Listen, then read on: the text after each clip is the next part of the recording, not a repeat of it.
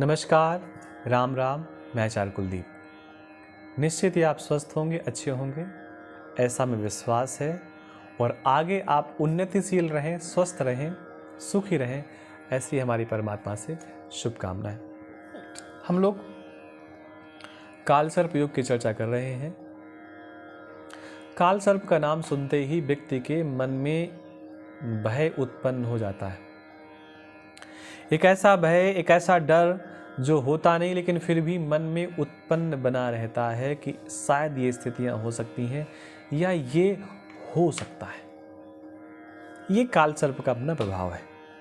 जन्म कुंडली पे 12वें भाव पे राहु बैठे हों और 6वें भाव पर केतु महाराज बैठे हों और सारे के सारे ग्रह यहाँ से लेकर के यहाँ तक हों, तो द्वादश भाव से 6वें भाव तक, तो ऐसी स्थिति में आप कह सकते हैं कि कालसर्प योग ऐसे जातक की कुंडली पर उत्पन्न है। देखिए, बार बार मैं योग कह रहा हूँ, मैं दोष नहीं कह रहा, क्योंकि योग ही होता है। आप किसी भी ग्रह को अगर आप कह दें ये ग्रह हमारे लिए नकारात्मक है, नकारात्मक प्रभाव दे रहा है, तो कुछ दिन बाद वो ग्रह आपको नकारात्मक प्रभाव देने लगेगा। ऐसा मान करके आप चलिए, आप बच नहीं सकते। इसलिए ये मत कहिए कि ये ग्रह आपको अशुभता दे रहा है, नकारात्मकता दे रहा है, आपको समस्या दे रहा है। वो अपना प्रभाव दे रहा है, उसके पास जो प्रभाव है वो दे रहा है। और हो सकता है वो सही प्रभाव दे रहा हो, लेकिन आप उस प्रभाव को अच्छे ढंग से न ले पा रहे हो। उदाहरण के रूप में केतु अगर किसी प्रकार से गलत प्रभाव दे रहा है, तो केतु प्रभाव गलत इसलिए दे रहा है क्योंकि वो चाहता है कि आप अपने सारे कर्म बंधनों से मुक्त हो जाएं और ईश्वर के शरण पर चले जाएं। ये केतु चाहता है, तो कर्म बंधन से मुक्त हो नहीं सकते, लेकिन ईश्वर की शरण पर जा सकते हैं। और ईश्वर की शरण पर जाने से, पूजा प्रार्थना करने से केतु महाराज अपना सकारात्मक प्रभाव देते हैं, नकारात्मक प्रभाव देना बंद कर देते हैं, क्योंकि उसको ऐसा लगता है व्यक्ति धार्मिक हो गया, धर्म से जुड़ गया। बस केतु तो धर्म से जोड़ना जानते हैं, धर्म से जोड़ना उनका कर्तव्य है।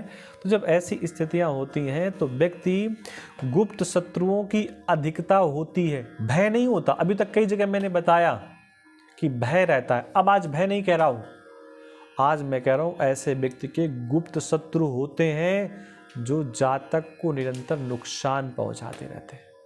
बिल्कुल पता ही नहीं चलेगा कौन से गुप्त शत्रु हैं।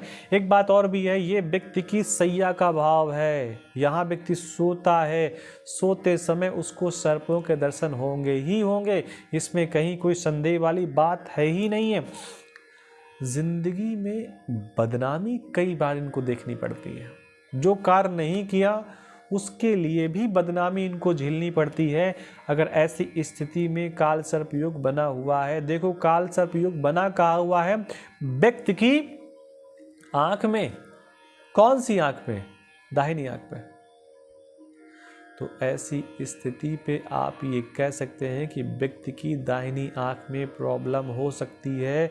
दाहिनी आंख की सर्जरी भी व्यक्ति को करवानी पड़ सकती है अगर इस वाला कालसर्प योग जन्म कुंडली पर उपस्थित है। ये सैया का भाव है, सोने का भाव है, जहाँ व्यक्ति निद्रा लेता है, व्यक्ति को चैन की सांस सोने को मिल जाए, ऐसा कहना कठिन है। विदेश का भाव है, व्यक्ति को विदेश से जोड़ता है, राहु विदेश का प्लैनेट है। तो ऐसा व्यक्ति को उपाय करे कि अपने कार्यों को विदेश से जोड़े, विदेशी कंपनी से जोड़े, विदेश की धरती से जोड़े अपने कार्य को, तो उसके जीवन में सकारात्मकता प्रारंभ हो जाती है। ऐसे व्यक्ति को उपाय के रूप में प्रत्येक अमावस्या को काले कपड़े में काला तिल दूध में भिगो करके, दूध में भीगे जौ, सुनिए दोबारा, काले कपड़े में काला तिल और दूध में भीगे जौ, नारियल एवं कोयला, ये सब बांध करके जल में प्रवाहित करने की बात कही गई। ऐसा करने से इस वाले कालसर्प दोष में लाभ मिलता है। मैंने इसका नाम नहीं बताया, इसको शेषनाग कालसर्प दोष कहते हैं। ऐसे भगवान विष्णु की फोटो चित्र अपने घर पे रखें जिस पे भगवान शेष सैया पर सोए हों और शेषनाग अपने फणों के माध्यम से भगवान हरि के ऊपर छाया कर रहे हों, उन पे अपनी छाया बरसा रहे हो। ऐसे शेषनाग जी का चित्र अपने घर पे ला करके शांताकारं भुजगशयनं पद्मनाभं सुरेशं विश्वधारं गगनसदृशं मेघवर्णं शुभांगं लक्ष्मीकान्तं कमलनयनं योगिभिर्ध्यानगम्यं वंदे विष्णु भयभरं सर्वलोकैकनाथम। इस प्रकार भगवान विष्णु की प्रार्थना करनी चाहिए और साल में कम से कम 2 बार रुद्राभिषेक जरूर करना चाहिए। ऐसा करने से कालसर्प योग अपने शुभ परिणामों को आपको प्रदान करने लगता है। ऐसा देखा भी गया है और अनुभव में भी आया है। तो आपसे निवेदन है, चैनल को सब्सक्राइब कर लें। मिलते हैं नई जानकारी के साथ, तब तक आप बने रहिए। आप सबको राधे कृष्णा, नमस्कार, जय जगन्नाथ।